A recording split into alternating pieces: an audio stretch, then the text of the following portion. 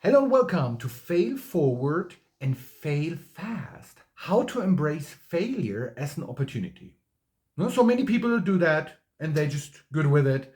Some people don't. And those people who don't, they often have the inner critic, the so-called inner critic. It's like a voice like, why did I do that?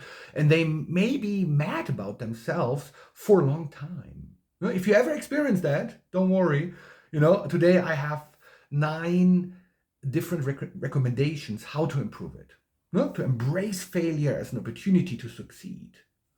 All right. So let's just go and look into all the cultures here worldwide. How do different cultures deal with the ability to embrace failure as an opportunity? So here in the United States, I think it's pretty okay. Yeah, the country of second chances. Yeah, I often see people saying like, look, it didn't work. Let's just try again. I think it's pretty cultivated. It's not so much a stigma that we totally have to hide it. No? Back in Germany, tiny bit different, also, for historical reasons. That was the big failure in the mid 20th century. So there has been more of a stigma to hide failure. But even these days, it's kind of adjusting. It's improving. So failing forward is more of a thing than it used to be like probably 10 or 20 years ago. So, and if you look to Asia or African countries, usually also kind of a stigma. Like failing is just something the society doesn't really accept so much, depending on regions, depending on individuals, obviously. So, why do I talk about embracing failure and failing forward today? So, it's part of my coaching and workshop program. I deliver workshops on how to embrace failure, and to see it as an opportunity, but it's also part of my own history. And I want to give you one example. Years ago, I was already in the United States, and I built up my business the first couple of years, like coaching and speaking and training, and things didn't move forward as much as I wanted. So additionally to that, the whole healthcare, system was basically too expensive for me at that time. So I went back to Germany for a year, and I felt like I'm a failure. Yeah, now I'm going back. I started my new business in America. And now I'm going back. So I stayed in Germany for a year, and I did two things. I figured out my healthcare situation. Think outside the box, different solutions, and I built up my business from Germany. So made it more global, internationally, worked on my digital marketing. I mean, name it. And it was good. After a year, I went back to America, and things were working out. So the failure, if we want to talk it like, if we want to mean, if we want to call it like this, helped me to seriously embrace change. And sometimes it needs to hurt a little bit, right?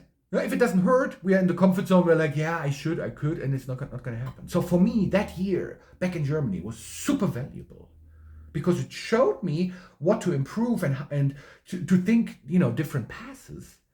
And then it helped me later on in my life. So I do not want to miss, this kind of crisis. It was kind of a crisis here, or at least the beginning of it was a crisis. I don't want to miss it because it really helped me. And so, yeah, maybe just give it a thought. How well do you embrace failure? Is it good? Are you open about it? Are you talking about it? Or is it a little bit of a stigma? So let's just jump in. And, I got 9 different aspects here. So failure, and we know the expression failing forward. That's a nice one. I always remember, when I'm kind of a little bit harsh on myself with the inner critic. Why did I do it? Failing forward. This is an expression only the English language seems to have. The German language doesn't really have the failing forward, failing to succeed. So this is a big reminder. I don't want to fail 10 times in a row. That doesn't make sense. But I want to take it as an opportunity to learn and then succeed. So reframing failure. So it's good to take small risks sometimes, to really practice leaving the comfort zone, to get used to risks. I mean, we don't want to over risk, but the more we practice out of the comfort zone, embracing risks and taking some risks, the more resilient we become if there is a failure or a crisis. Yeah? Visualizing success in such a situation. Yeah? I visualize my success. I visualize a potential failure. Dealing, beforehand with potential outcomes can help. Celebrating attempts, not just outcomes. Hey, you know what? I tried it. It didn't work out. No, but I tried it. And that's something to appreciate myself for, to validate. So validation is a huge one anyway.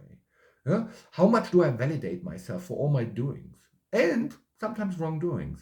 Okay, the attempt is something I can validate myself for, but here's the learning now. And forgiveness, self-forgiveness here is a key word. I want to forgive myself. Didn't go better, not criticize myself, and then, after the forgiveness, right away, what do I learn from it? Bang, solution orientation. So talking about it, sharing some challenge with other people. Hey, it didn't work out. That helps to overcome some stigma.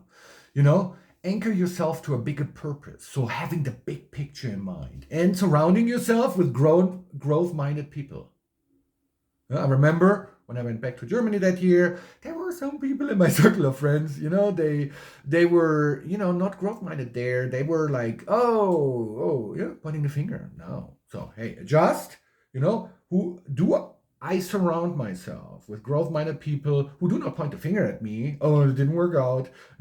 More like, hey, we can all do it. And if not in the first attempt, then we'll try in the second attempt.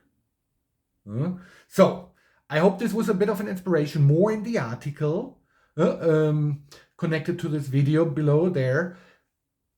I would be happy if you like my video, if you liked it, if you subscribe to the channel, if you haven't, and if you just leave me a comment. What do you think about the subject matter of embracing failure? I'd be super happy to hear. Alrighty, thank you very much. Bye.